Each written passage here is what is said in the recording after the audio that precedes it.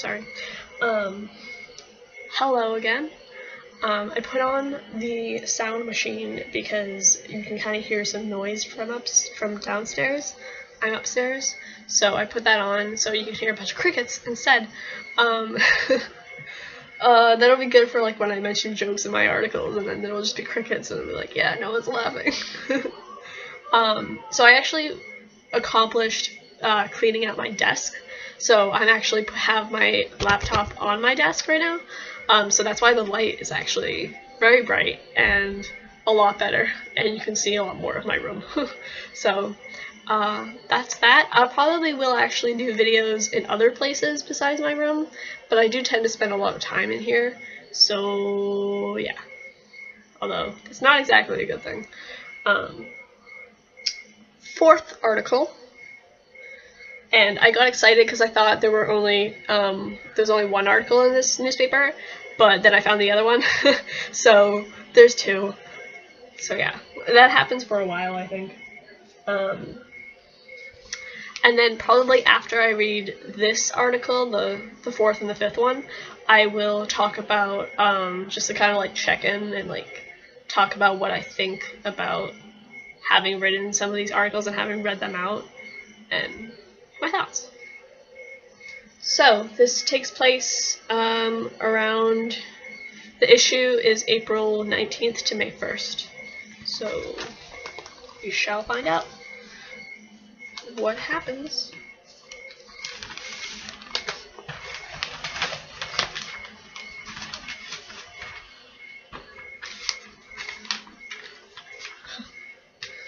It just doesn't want to cooperate. Okay. The Importance of Self-Care by Raquel. So long. Such a long article. Practicing self-care is beneficial for anyone, but it's crucial for those of us who deal with mental health issues. I'd like to care is defined as the things we can do for ourselves that helps take care of us and promotes wellness. We all have an idea of who the people are in our lives that matter, yet we oftentimes forget that our number one person to tend to is ourselves. If you don't take care of you, who will? The first component of self-care I'd like to discuss is getting enough sleep. This is a big one for me. As with anyone, lack of proper sleep can lead to decreased concentration, impulsive behavior, and an increase in poor decision-making. Also, falling asleep in class really isn't the greatest pastime. Crickets. Each of us have different amounts of sleep that sit right with us. For me, on average, I need about 10 hours of sleep. That's a lot. Whenever I head to bed later than 9 p.m. or don't sleep well throughout the night, I accumulate a small sleep debt that really knocks up the intensity of the OCD. Trust me, it's no fun. Going hand in hand with sleep is eating well. This means 3 meals a day with snacks. This can vary between individuals. Due to my thin frame. Anytime I've been hospitalized, Ensure was a staple in my diet alongside the meals I was already eating. Recently, I've gotten a taste for a variety of food, such as raspberries, apples, and oranges. Adding these to my meals has been a lovely new change. Of course, if I start sleeping with both my eating and sleeping habits, I run into some pretty big problems. This used to be a big issue for me during my low points. I can say that my lack of sleep and proper nutrition played a huge role in my impulsivity of acting on my thoughts. Even to this day, if this cycle begins to occur, I have to remind myself of my own self-care needs, regulate my emotions, and let the OCD play out in my head rather than in reality. Aspect number 3 of self-care is getting some exercise. Some of you may be aware of the benefits of exercise, including releasing endorphins, uplifting one's mood, and even helping with chronic pain. I'm not the greatest at keeping up with exercise. I do the majority of my walking while on campus each day, and have yet to find forms of exercise I can do all year round. But for what I do enjoy, there's tennis, ping pong, and swimming. I also like soccer, just so you know. Yoga is another alternative that I'm interested in taking up. Keeping up with proper hygiene is also an important aspect of self-care. My ways of time management mean I tend to slip up in this area. Proper hygiene involves things like dental care and showering. With some mental health struggles, a good balance of hygiene can be a genuine problem.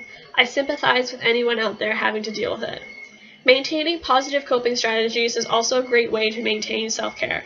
Coping strategies, something I will go over in future pieces, are strategies we use when we need to cope with our emotions. After having a tough week of exams, I like picking out a few days to incorporate artwork, such as drawing, scrapbooking, and coloring. This helps me not only get some creativity out, but also it refreshes me from the burnout I've endured from academic work. Coping strategies are crucial for me when it comes to managing the OCD and keeping up with my recovery. Keeping appointments is another important component of good self-care. Whether this means attending therapy, psychiatry, or doctor's appointments, getting in touch with your treatment team is highly important, especially if you find yourself only having time to cope or struggling with your self-care. We all need to tune up from time to time. Limit your drug and alcohol intake. I don't have much experience with this portion of self-care aside from the basics. Limiting this type of intake will be beneficial and especially important if you're also dealing with mental health issues. If you're feeling suicidal, it's best for you to avoid these substances. I know that for many of the treatment programs I was involved in, many discourage substance use while receiving psychological care. T. There are many types out there. Some can be quite beneficial. Explore the options.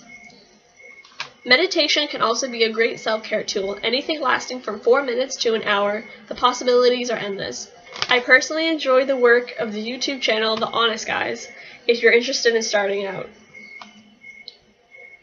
Lastly, their structure. The pinnacle of all the things, keeping up with a well-disciplined and fun schedule is highly, highly important. If you've had treatment providers for your mental health or past experiences to guide you, it won't come as a surprise to you how forsaken unstructured time can be. I'll set aside whatever it is I'd enjoy doing with my unstructured time to instead spend it with a tea party that the OCD hosts inside my head. I'm not yet a master at time management, so I continue to work on creating weekly schedules and daily goals to keep myself on track. Ultimately, self-care is all about taking good care of yourself, treating yourself well, and choosing a healthier lifestyle for both your mind and body. After all, you're the only you've got. If you don't already know, there are some great resources on campus that help promote health and wellness if you're interested in learning more. The Counseling Center is available if you're in crisis and need someone to talk to. There are also a variety of hotlines you can either call or text if need be.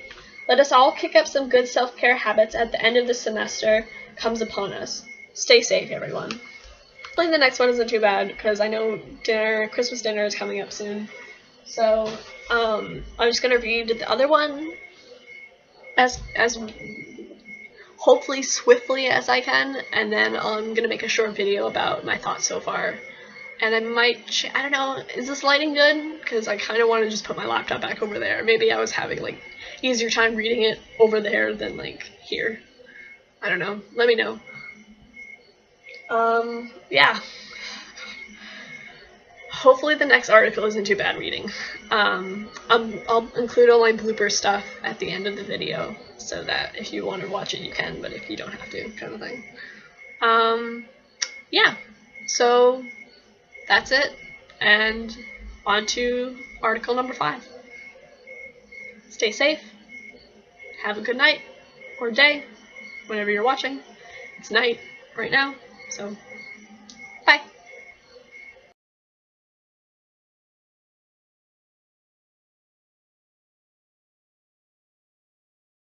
Self-care is defined as the things we do for ourselves that helps take care of us and promotes wellness. We all have an idea of who the people are in our... Oh, God. Let me try this again. Self-care is defined as the things we do for ourselves that Self-care is defined as the things we do for ourselves that This is gonna be maybe I'll do a little thing at the end where I just fuck up every time. Self-care with novice I will go over in future. Cope strategies are crucial for me when it comes to maintaining appointments is another important component. This article.